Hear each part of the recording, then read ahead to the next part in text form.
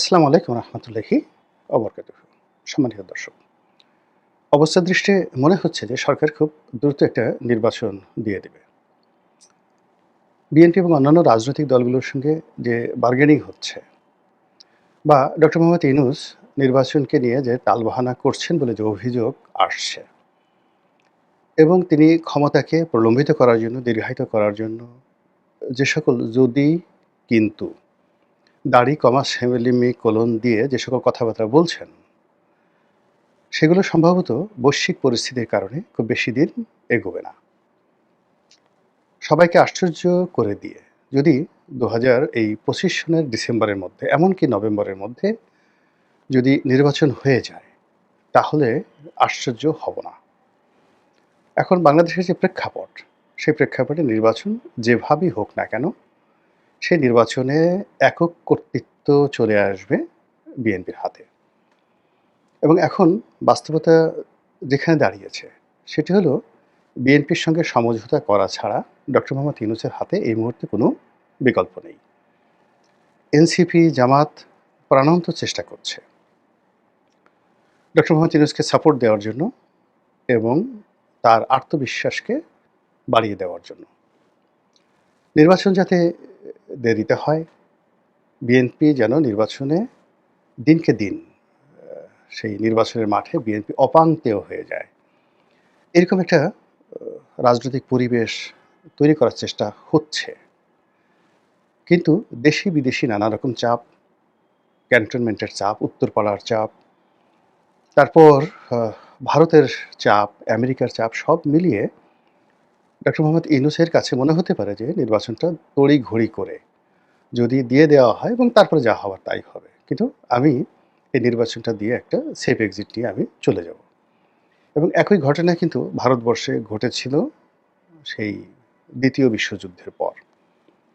আপনারা জানেন যে অনেক দিন ধরে ভারতীয় কংগ্রেস এবং মুসলিম লীগ তারা স্বাধীনতার জন্য লড়াই করছিল, সংগ্রাম করেছিল।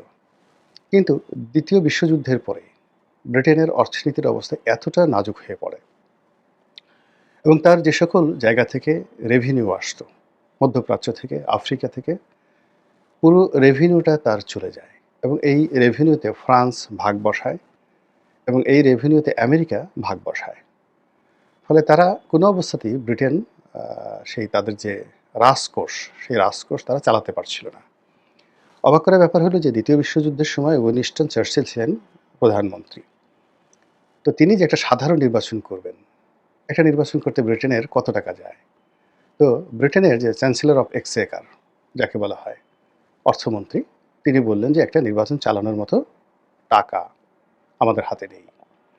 ফলে ব্রিটেনের সমস্ত রাজনৈতিক দলগুলো তারা ঐক্যমত্য হয়ে একটি তত্ত্বাবধায়ক সরকার গঠন করে দ্বিতীয় বিশ্বযুদ্ধের পর এবং তারা উইনস্টন চার্চিলকে বলে যে আপনি তত্ত্বাবধায়ক সরকার প্রধান হিসেবে ততদিন পর্যন্ত ক্ষমতায় থাকেন যতদিন পর্যন্ত একটা নির্বাচন করার মতো অর্থ আমাদের ফান্ডে না আসে। তো চিন্তা করুন যে যুদ্ধের পরে ব্রিটেনের অবস্থা কোন পর্যায়ে চলে গিয়েছিল। ওই সময়টাতে তাদের সবচেয়ে বড় কলোনি ছিল ভারত। তো ভারতেও তখন রেভিনিউ তারা পাচ্ছিল না, উল্টো যে সরকারি কর্মকর্তা কর্মচারী তাদের বেতন কেন্দ্রীয় সরকার থেকে দিতে হতো। এমন একটা পর্যায়ে ভারতের অর্থনীতি পৌঁছে গিয়েছিল। ঠিক সেই সময়টাতে ব্রিটেন সিদ্ধান্ত নেয় যে খুব তড়িঘড়ি করে তারা ভারতকে স্বাধীনতা দিয়ে দিবে এবং কংগ্রেস মুসলিম লীগ চায়নি, জোর করে তাদেরকে স্বাধীনতা ভারত দিয়ে দিয়েছে আনএক্সপেক্টেডলি। যে চুক্তি তাদের হয়েছিল দ্বিতীয় বিশ্বযুদ্ধের সময়, তাতে করে হয়তো 1952, 53, 55 সনে স্বাধীনতার বিষয়ে আলাপ আলোচনা হতো। কিন্তু সেই স্বাধীনতাটা তারা এত তড়িঘড়ি করে অর্থনৈতিক কারণে, বৈশ্বিক কারণে তারা ভারতবর্ষকে দিয়ে দেয়। বাংলাদেশের অবস্থা এই মুহূর্তে আমি যতটুকু যা জানি, যতটুকু আন্দাজ করতে পারি, সেটা হলো দ্বিতীয় বিশ্বযুদ্ধে ইংল্যান্ডের অভ্যন্তরের অবস্থা যা হয়েছিল এবং ভারতের কেন্দ্রীয় কোষাগারের যে অবস্থা হয়েছিল, ঠিক তার চেয়েও নাজুক অবস্থা এখন বাংলাদেশের। তো কাজেই ডক্টর মোহাম্মদ ইউনূস একটা নির্বাচন দিয়ে তিনি তড়িঘড়ি করে চলে যাবেন। ফলে তার পেছনে যারা মদতদাতা, যারা উৎসাহ যোগাচ্ছেন তাকে দীর্ঘমেয়াদে ৫ বছর ১০ বছর ক্ষমতায় রাখার জন্য, যারা কথাবার্তা বলছেন তারা বুঝতে পারছেন যে এখানে তাদের সমস্যাটা কী। তারা বুঝতে পারছেন না। কিন্তু ডক্টর মোহাম্মদ ইউনূস বুঝতে পারছেন যে তার সমস্যাটা কী। তো তাড়াহুড়ো করে যদি একটা নির্বাচন দেয় এবং বিএনপি সেখানে যদি ক্ষমতায় আসে, তো সেক্ষেত্রে বিএনপির সবচেয়ে বড় বাধা, সবচেয়ে বড় বিপত্তি যেটি হবে, সেটি হলো এই গত ১১ মাসে সারা বাংলাদেশে বিএনপির যে দুর্নাম এবং বদনাম হয়ে গেছে সেগুলো। এবং এই দুর্নাম এবং বদনামের ফলে যে নির্বাচন হবে, সেই নির্বাচনের পরে বিএনপি ৬ মাস থেকে ১ বছর তারা ক্ষমতায় থাকতে পারবে না। তাদের অবস্থা ঠিক ওই যে এরশাদের ক্ষমতায় আসার আগে যেরকম একটা পরিস্থিতি তৈরি হয়েছিল এবং বিচারপতি যে সত্তার, তার যে পরিণত হয়েছিল, আগামীতে বিএনপিতে যারা ক্ষমতায় আসবেন তাদের অবস্থা ঠিক ঐরকম হবে। এরকম একটা পরিস্থিতি কিন্তু বাংলাদেশে তৈরি হয়ে আছে এবং ইতিহাস বারবার একই ঘটনা ঘটায়। ঘুরে ফিরে একই অবস্থা হয়ে যায়। তো এই যে বিএনপির যারা কেন্দ্রীয় নেতৃবৃন্দ তারা বুঝতে পারছেন। কিন্তু সমস্যাটা হলো যে তারা নির্বাচন এখন যেভাবে চাচ্ছেন, যদি ডক্টর মোহাম্মদ ইউনূস রাগ করে ঠিক তার ৬ মাস আগে নির্বাচন দিয়ে দেয়, ৩ মাস আগে নির্বাচন দিয়ে দেয়, অর্থাৎ ফেব্রুয়ারি মাসে নির্বাচন না হয়ে যদি নভেম্বরে নির্বাচন হয়ে যায়, বিএনপির জন্য আরও বিপদ এবং বিপত্তি বাড়বে। ২ নম্বর হলো যে বিএনপি সম্পর্কে যে ধরনের ভাইব তোলা হচ্ছে, অর্থাৎ জালেম, চাঁদাবাজ, হাওয়া ভবন, এই জিনিসগুলো আগামী কয়েক মাসে বাড়তেই থাকবে এবং এটা খুব সুপরিকল্পিতভাবে। এবং ইতিমধ্যে বিএনপির যে কয়জন নেতাকে ট্যাগ দেওয়া হয়েছে তারা সবাই জনাব তারেক রহমান সাহেবের খুবই ঘনিষ্ঠজন। এই মুহূর্তে যদি ধরা হয় তারেক রহমান সাহেবের প্রধান সিপাহ সালার সেনাপতি তিনি হলেন জনাব সালাউদ্দিন সাহেব। সালাউদ্দিন সাহেব যেদিন মাটিতে, বাংলার মাটিতে পা দিলেন ভারত থেকে এসে, ওই দিন থেকেই তাকে কলুষিত করার জন্য, বিএনপিকে কলুষিত করার জন্য এবং তারেক রহমান সাহেবের ইমেজ ক্ষুণ্ণ করার জন্য তার সঙ্গে দুর্নীতি, তার সঙ্গে অনিয়ম, তার সঙ্গে যাকে বলা হয় এস আলমের যত দুর্নীতি রয়েছে সেই দুর্নীতি, ইসলামী ব্যাংক কেলেঙ্কারি, এই টোটাল জিনিসগুলো ট্যাগ করে দেওয়া হলো এবং ওটা এখন পর্যন্ত চলছে। জনাব সালাউদ্দিন সাহেব শত চেষ্টা করেও সেই জায়গাতে পৌঁছতে পারছেন না। এবং আপনারা জানেন যে সালাউদ্দিন সাহেব চট্টগ্রামের রাজনীতিতে গুরুত্বপূর্ণ ব্যক্তি এবং কক্সবাজারের রাজনীতিতে একক ব্যক্তিত্ব। ওখানে তার নেতৃত্ব চ্যালেঞ্জ করার মতো পুরো কক্সবাজার জেলাতে কেউ নেই। কিন্তু এটা তো বিএনপির ভিতরের ঘটনা। বিএনপির বাইরে কি আছে? বিএনপির বাইরে পুরো কক্সবাজার অঞ্চলের সবচেয়ে শক্তিশালী সংগঠন যাদের আছে সেটা হলো জামাত। তো জামাতের টেকনাফ, তারপরে উখিয়া, পেকুয়া, মানে সালাউদ্দিন সাহেবের এলাকা। এই এলাকার রাজনৈতিক শক্তি। তার সঙ্গে, সঙ্গে ওখানে যে রোহিঙ্গার সংগঠনগুলো রয়েছে, রোহিঙ্গাদের যতগুলো সংগঠন রয়েছে, সবগুলো সংগঠনের উপর জামাতের একটা প্রভাব রয়েছে। তো কাজেই সেখানে কনফ্লিক্ট অফ ইন্টারেস্ট জামাতের সাথে সালাউদ্দিন সাহেবের। দ্বিতীয়ত হলো যে সালাউদ্দিন সাহেব এই যে তিনি যখন যোগাযোগ প্রতিমন্ত্রী ছিলেন, ওই সময়টিতেই এই যে কক্সবাজারের যে হোটেল অ্যান্ড মোটেল জোন হয়, এখানের প্লট বরাদ্দ দেওয়া এবং এখানে যে ব্যবসা বাণিজ্য হচ্ছে, এই পুরো জিনিসটির সঙ্গে তিনি জড়িত। এখন তিনি সেখান থেকে কমিশন নেন বা না নেন, ডাজ নট ম্যাটার। তিনি এই প্লটগুলো মূলত দিয়েছেন এবং এই জোনটা তৈরি করেছেন। এবং কর্নেল অলির সঙ্গে ওই যে কক্সবাজার যে মেরিন ড্রাইভটি, এটি তিনি নিয়োগ করেছেন। ফলে ওই অঞ্চলের উন্নয়ন বলেন, ইতিবাচক বলেন, নেতিবাচক বলেন, সবই সালাউদ্দিন সাহেবের অধীন। তো ওই যে মেরিন ড্রাইভকে কেন্দ্র করে সেখানের যে হোটেল মোটেল ব্যবসা, তারপরে পুরো কক্সবাজার অঞ্চলে যে সকল চিংড়ির ঘের রয়েছে বাংলাদেশের, সেই ব্যবসা, এরপরে ওখানে অস্ত্র চোরাচালান, তারপরে ইয়াবার ব্যবসা, গরু চুরা কারবারি থেকে শুরু করে যত নেতিবাচক যে বিষয়গুলো রয়েছে, এখানে একটা বিরাট মব গ্রুপ রয়েছে, প্রেশার গ্রুপ রয়েছে এবং এই ঘটনার সাথে আওয়ামী লীগের যারা জড়িত, জামাতের লোক জড়িত কিনা তারা স্থানীয়ভাবে জানে, বিএনপির যারা জড়িত হয়ে পড়েছে তারা, এই পুরো ঝামেলাগুলো কিন্তু পোহাতে হচ্ছে সালাউদ্দিন সাহেবকে।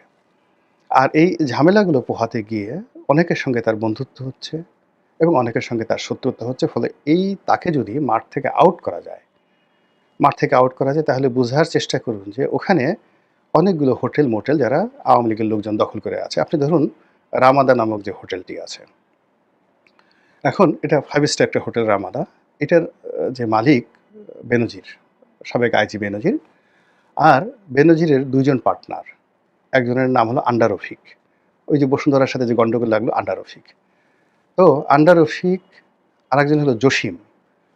সেই চট্টগ্রামের একটা উপজেলার বোধহয় চেয়ারম্যান ছিল আওয়ামী লীগ জমানাতে। তো বেনজির, আন্ডা রফিক থেকে শুরু করে অন্যান্য যারা এই প্রায় ৫০০ কোটি টাকা মূল্যের এই হোটেলটির মালিক, এরকম সবগুলো হোটেল। তো এই জায়গাটাতে তো একটা রাজনৈতিক প্রভাব আছে। কারা এই হোটেলগুলো এখন চালাচ্ছে, কাদের ছত্রছায়াতে?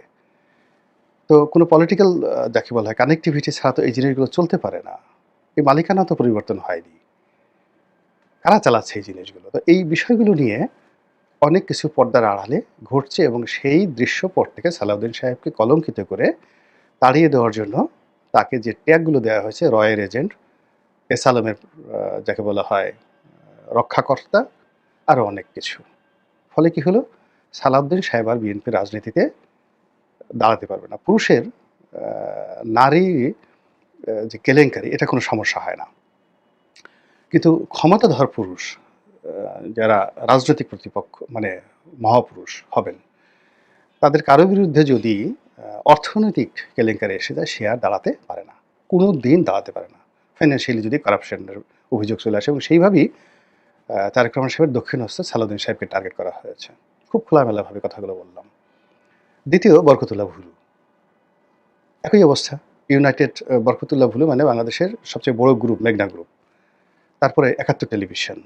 এই ৭১ টেলিভিশন, মেঘনা গ্রুপকে রক্ষা করার জন্য এই বরকতুল্লাহ ভুলুকে নিয়োগ দেওয়া হয়েছে এবং তিনি সেই কাজ করছেন। এবং এখানে যে জামাতের লোকজন তাকে ট্যাগ দিচ্ছে নট লাইক দ্যাট, এখানে আপনি গিয়ে দেখুন যে নোয়াখালী রাজনীতিতে মাহবুবউদ্দিন খোকন সাহেব আছেন, জয়নাল আবেদীন ফারুক সাহেব আছেন, তারপরে আশরাফুদ্দিন নিজান সাহেব আছেন। এরা সবাই কুমিল্লা নোয়াখালী রাজনীতিতে খুবই প্রভাবশালী। এর বাইরে আরও ১ ডজন প্রভাবশালী নেতা আছেন, আমি সবার নাম বললাম না এখানে। ফেনী, নোয়াখালী, কুমিল্লা এই এলাকার রাজনীতি, যাদের সবার সঙ্গেই বরকতুল্লাহ ভুলুর একটা দূরত্ব রয়েছে। আর বরকতুল্লাহ ভুলু এই দূরত্ব দূর করার জন্য তিনি তারেক রহমান সাহেবের কাছাকাছি যাওয়ার জন্য কয়েকদিন আগে তারেক রহমান একটা প্রশংসা করেছিলেন যে তারেক রহমান সাহেবের নাম নেওয়ার জন্য অজু করে নাম নিতে হবে। এটা তারেক রহমান সাহেবের পক্ষ থেকে তাকে হুমকি দেওয়া হয়েছিল। তো বরকতুল্লাহ ভুলু মানে তিনি লেখাপড়া কোন পর্যন্ত, তার লেখাপড়ার মান কি, এটা আমি এখন পর্যন্ত বলতে পারবো না যে what sort of education quality he has, বা তার বংশ কেমন, তার লেখাপড়া কেমন, আত্মীয়-স্বজন কেমন, ব্যবসা বাণিজ্য আদৌ আছে কিনা, টাকা পয়সা, ফাইন্যান্সিয়াল মানে ক্রেডিবিলিটি কেমন, পেশা কি। কিন্তু তার প্রতিপক্ষ যারা আছে সবারই কিন্তু একটা সুন্দর পেশা আছে। আশরাফুদ্দিন নিজানের বড় ব্যবসা আছে, মাহবুবউদ্দিন খোকনের পেশা আছে, জয়নাল আবেদীন ফারুকের একটা লং আউটস্ট্যান্ডিং পলিটিক্যাল ক্যারিয়ার আছে, তার সঙ্গে সঙ্গে তার ব্যবসা বাণিজ্য আছে। এর সঙ্গে আরও কয়েকজন ব্যক্তি আছেন, তাদেরও সবার। কিন্তু সেই ক্ষেত্রে তিনি দলের জন্য খুবই যত ডেডিকেটেড হন না কেন, তাকে ঘায়েল করা তার প্রতিপক্ষদের জন্য খুব সহজ একটা বিষয়, এবং সেই কাজটি দলের ভিতরে এবং বাইরে যেভাবে বলে তাকে পচিয়ে দেওয়া হয়েছে, এখান থেকে তিনি দাঁড়াবেন বলতে গেলে অসম্ভব একটা বিষয়। এরপরে হলো রশিদুজ্জামান মিল্লাত, যিনি কোষাধ্যক্ষ। তিনিও তারেক রহমান সাহেবের একেবারে দক্ষিণহস্ত, হাওয়া ভবনের রাইট হ্যান্ড। তো হাওয়া ভবনের রাইট হ্যান্ড হিসেবে তাকেও যদি ব্যাক ফুটেজে দেওয়া যায়, তাহলে খুব মানে যাকে বলে তারেক রহমান সাহেবকে যারা ছোট করতেছেন তাদের জন্য আবারও। তো সেই কাজ করার জন্য তার অনেকগুলো আছে, যেমন তার ছেলে বিয়ে করেছে আওয়ামী লীগের যে এমপি মন্ত্রী ওমর ফারুক চৌধুরী, তার মেয়েকে। কাজেই আওয়ামী লীগের সঙ্গে তার একটা সম্পর্ক আগের থেকে ছিল বা থাকতে পারে, এটা অস্বাভাবিক কিছু নয়।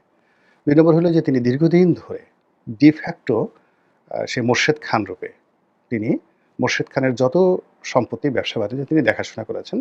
আরব বাংলাদেশ ব্যাংকে মোর্শেদ খানের ছায়া হিসেবে মূলত রশিদুজ্জামান মিল্লাত দেখাশোনা করেছেন। তিনি একসময় বিমান বাহিনীতে কর্মকর্তা ছিলেন। এখন তার যারা সমালোচক, তিনি কি অফিসার ছিলেন না হাবিলদার ছিলেন, এটা নিয়ে সমালোচনা করে। কিন্তু তার চেহারা ছিল দেখে মনে হয় তিনি অফিসার ছিলেন, কিন্তু তিনি তারেক রহমান সাহেবের খুবই ঘনিষ্ঠ। তার একটা ছবি সিঙ্গাপুরে সেই যাকে বলা হয় আওয়ামী লীগের বিতর্কিত ব্যবসায়ী, যার সঙ্গে সজীব ওয়াজেদ জয়ের খুব ভালো সম্পর্ক। এমনকি সজীব ওয়াজেদ জয়ের সঙ্গে সেই যে সামিট গ্রুপ, সেই সামিট গ্রুপের আজিজ খানের মেয়ের বিয়ে সম্পর্ক, এগুলো নিয়ে নানা রকম কথাবার্তা আছে। তো সেই ভদ্রলোকের সঙ্গে অর্থাৎ আজিজ খান সাহেবের সঙ্গে এক টেবিলে বসে কথাবার্তা বলা, আবার সেই অফিসে রশিদুজ্জামান মিল্লাতের ছেলে বসেন, এইরকম যে একটা ভাইব তুলে সারা যাকে বলা হয় সোশ্যাল মিডিয়াকে তছনছ করে দেওয়া হয়েছে। ফলে কি হলো, তিনি রশিদুজ্জামান মিল্লাত, আমার সাথে তার খুব ভালো বন্ধুত্ব, ভালো সম্পর্ক। আ আর তার যে বিআই ওমর ফারুক চৌধুরী, তিনিও তার সঙ্গে আমার খুব ভালো বন্ধুত্ব ছিল। এখন কোথায় আছে আমি জানি না। বাট তিনি যখন এমপি ছিলেন, মন্ত্রী ছিলেন, আ তো আমরা একই কমিটিতে ছিলাম। আওয়ামী লীগের মধ্যে সবচেয়ে ভালো সম্পর্ক ছিল। তো যে মেয়েটার সঙ্গে অর্থাৎ ওমর ফারুক চৌধুরী যে মেয়েটার সঙ্গে রশিদুজ্জামান মিল্লাদের ছেলের বিয়ে হয়েছে, আমি সেই মেয়েটাকে খুব ভালো করে চিনি। খুব ছোট ছিল তারা। আমি বাসায় যেতাম, ভাবি খুবই ভালো। তার ২ টো মেয়ে। মানে ফারুক চৌধুরী হিসেবে ২ টো মেয়ে। ফারুক চৌধুরী খুব ভালো বংশীয়, ওখানকার জমিদার বংশের। তো যাই হোক, যার জন্য এই মিল্লাত সাহেবের যে এই যে অবস্থাটা হয়েছে, সেই অবস্থাটা জন্য আমি ব্যক্তিগতভাবে এখন তাকে কোনো উপকার করতে পারছি না। কেননা তার পক্ষে কিছু বলার মতো কোনো তথ্য আমার নেই, প্রয়োজনও নেই, দরকারও নেই। কিন্তু আমি দেখছি যে তারেক রহমান সাহেবের যে একটা হাত, এই হাতটি দুর্বল হয়ে যাচ্ছে, কারাপ্টেড হয়ে যাচ্ছে। অন্যদিকে তারেক রহমান সাহেবের সাথে আগে যারা বন্ধু ছিলেন, যেমন গিয়াসউদ্দিন আল মামুন। তো গিয়াসউদ্দিন আল মামুনের সাথে তার কেমন সম্পর্ক এখন আছে আমরা জানি না। কিন্তু গিয়াসউদ্দিন আল মামুন তার নিজস্ব যোগ্যতা বলেই তিনি যখন জেলখানাতে ছিলেন তখন তার ব্যবসা-বাণিজ্য কিন্তু কোনো অবস্থাতেই খারাপ ছিল না। তিনি অত্যন্ত কৌশলী এবং তিনি সবাইকে ম্যানেজ করে সবার সাথে সুসম্পর্ক রক্ষা করে তিনি একটা অবস্থা তৈরি করে রেখেছেন। ফলে কি হলো, আ বাংলাদেশে যারা তারেক রহমান সাহেবকে ভালোবাসেন তারা জানেন যে তারেক রহমান সাহেবের সাথে গিয়াসউদ্দিন আল মামুনের খুব ভালো সম্পর্ক এবং সেজন্য মামুন সাহেবের চেহারার মধ্যে তারেক রহমানকে খুঁজে পান এবং মামুন সাহেবের কাছে গিয়ে মনের কথা বলে শান্তি পান। তো এক্ষেত্রে দেখা যাচ্ছে মামুন সাহেব যত কাজই করুন না কেন, তিনি একজন জেনুইন ব্যবসায়ী। ২ নম্বরই তার মধ্যে, ব্যবসায় কোনো ২ নম্বরই নাই। হাওয়া ভবন, ঠাওয়া ভবন এগুলো নিয়ে যা কিছু আছে সেটা আলাদা একটা বিষয়। কিন্তু ব্যবসার ক্ষেত্রে আমি যেহেতু জেলখানাতে গিয়াসউদ্দিন আল মামুনের সাথে ছিলাম, একদম 100% প্রফেশনাল। তো এই আমলে এসে দেখা গেল যে তিনি জেল থেকে বের হয়ে আবার তার সেই ব্যবসার হাল ধরেছেন। তার সেই চ্যানেল ওয়ান টেলিভিশন যেটার মালিকানার সঙ্গে তারেক রহমান সাহেবের নাম শোনা যাচ্ছিল, সেটা আবার তিনি চালু করতে যাচ্ছেন। এখন তারেক রহমান তার সঙ্গে আছেন কি নাই, এটা আমরা জানি না। তারপরে তিনি যে সেই ওয়ান কম্পোজিট টেক্সটাইল যেটা সোনালী ব্যাংকের আ প্রজেক্ট ছিল, আ সেটারও বোধহয় লোন-টোন মাফ হয়ে গেছে এবং সেটা আবার চালু করবেন কিনা বা চালু হচ্ছে, এরকম কথাবার্তা শোনা যাচ্ছে। এইগুলো নিয়ে তারেক রহমান সাহেব এবং গিয়াসউদ্দিন আল মামুনের যারা প্রতিপক্ষ, তারা নানা রকম রটনা রটাচ্ছেন। অন্যদিকে বেগম জিয়ার যারা ঘনিষ্ঠজন ছিলেন সেই বিভিন্ন সময়টিতে, আমি নাম বললাম না, তারাও কিন্তু এই সমাজে ফিরে এসে তারা তাদের ব্যবসা-বাণিজ্য সবকিছু গুছিয়ে আনার চেষ্টা করছেন এবং তারা সফল। তারা প্রচণ্ড রকম সফল। তো এইরকম যে একটা অবস্থা তৈরি হয়েছে সব মিলিয়ে, সেই অবস্থাতে বিএনপি যদি আগামীতে নির্বাচনে আসে, ক্ষমতায় আসে, তাহলে এই দলটির সুনাম এবং সুখ্যাতি হওয়ার চাইতে যে গত ১১ মাসে যে বদনাম, সেই বদনামগুলোর সঙ্গে অতীতের যে বদনাম, অর্থাৎ যেমন হাওয়া ভবন, ১০ ট্রাক অস্ত্র মামলা, ২১শে আগস্টের গ্রেনেড হামলা, এগুলো নিয়ে যখন কথা বলা হয়, বদনাম বলা হয়, তখন আসলে বিএনপি মেজাজ ঠিক রাখতে পারে না। একইভাবে আওয়ামী লীগকে নিয়ে যদি এখন সেই দুর্নীতির কথা বলা হয়, আওয়ামী লীগ শেখ হাসিনা পালিয়ে গেছে। তারপরে অতীতে বঙ্গবন্ধু জমানার যে বাকশাল, ৭৪ এর দুর্ভিক্ষ, বাসন্তীর জাল, শেখ কামালের ব্যাংক ডাকাতি, সত্য মিথ্যা ডাজ নট ম্যাটার। এই কথাগুলো বলার সাথে সাথেই আওয়ামী লীগের মুখ ছোট হয়ে যাবে।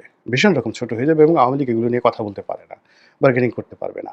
আবার এখন যে সকল নতুন আ যাকে বলা হয় আ বদনাম আসছে, যেমন এই যে শেখ হাসিনা গুলি করার অর্ডার দিয়েছেন, তারপরে শেষে আ বিদেশে টাকা পাচার করেছেন, ইত্যাদি নানা রকম যে ট্যাগ, এই ট্যাগগুলো আওয়ামী লীগ কাটিয়ে উঠতে পারবে না। তদ্রুপ বিএনপিরও যে ট্যাগগুলো ২০০১ থেকে ২০০৬ পর্যন্ত হয়েছে, সেই ট্যাগগুলোকে বিএনপি ক্ষমতায় আসার আগেই আবার নতুন করে সামনে আনা হয়েছে।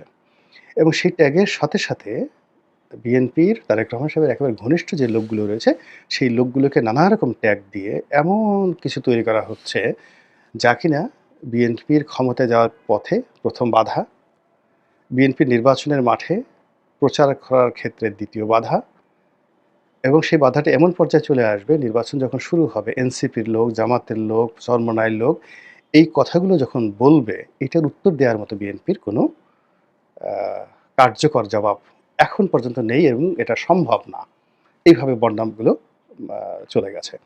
ফলে আবার অন্যদিকে বিএনপির যে সকল নেতা যারা এতদিন ধরে তারেক রহমান সাহেবকে সেবা করেছেন, তাদেরকে যেভাবে টার্গেট করা হয়েছে, তাদেরকে মাইনাস করে আবার বিকল্প নেতৃত্ব দিয়ে এনসিপিকে মোকাবেলা করা, জামাতকে মোকাবেলা করা, চরমোনাইকে মোকাবেলা করা, এবি পার্টিকে এমনকি নুরুকে মোকাবেলা করা। এখন নুরুর যে ভোকাল রয়েছে, সে যেইভাবে স্পিডি কথা বলতে পারে, এখন যে কথাগুলো চরমোনাই বলছে, ঠিক সেম কথা যদি নুরুর মুখ দিয়ে বের হয়, এবি পার্টির মুখ দিয়ে বের হয়, সেম কথাগুলো যদি আ যাকে বলা হয় জামাতের আমিরের মুখ দিয়ে বের হয়, ডাক্তার মাসুদের মুখ দিয়ে বের হয়, বিশ্বাস করেন কিয়ামত হয়ে যাবে রাজনীতিতে। বিএনপির জন্য কিয়ামত হয়ে যাবে। আমি এই কথাগুলো বললাম আ মূলত একটা সচেতনতা তৈরি করার জন্য। আপনি যখন আপনার সমস্যাগুলো বুঝতে পারবেন যে আপনার একটা ক্যান্সার হয়েছে কিংবা আপনার একটা ফোড়া হয়েছে কিন্তু কেউ বলছে না। বিএনপির যে এই সমস্যাগুলো হয়েছে, এই সমস্যাগুলো বিএনপির পক্ষ থেকে কেউ বলছে না। পত্র-পত্রিকা বলছে না, সামাজিক মাধ্যম বলছে না। আর বিএনপির প্রতিপক্ষ যখন বলছে তখন বিএনপি মনে করছে যে এগুলো প্রচারণা, এগুলো প্রোপাগান্ডা, এগুলো কিছু আসে যায় না। কিন্তু বিএনপির যারা আপনজন তারা কিন্তু কেউ বলছে না। তো সেই দিক থেকে এই কথাগুলো বলা মানে বিএনপির বিবেচনার জন্য, ইভ্যালুয়েশন এর জন্য, মূল্যায়নের জন্য এবং সিদ্ধান্ত গ্রহণের জন্য আল্লাহ আমাদের সবাইকে হেদায়েত দান করুন এবং হেফাজত করুন। আসসালামু আলাইকুম ওয়া রাহমাতুল্লাহি ওয়া বারাকাতুহু।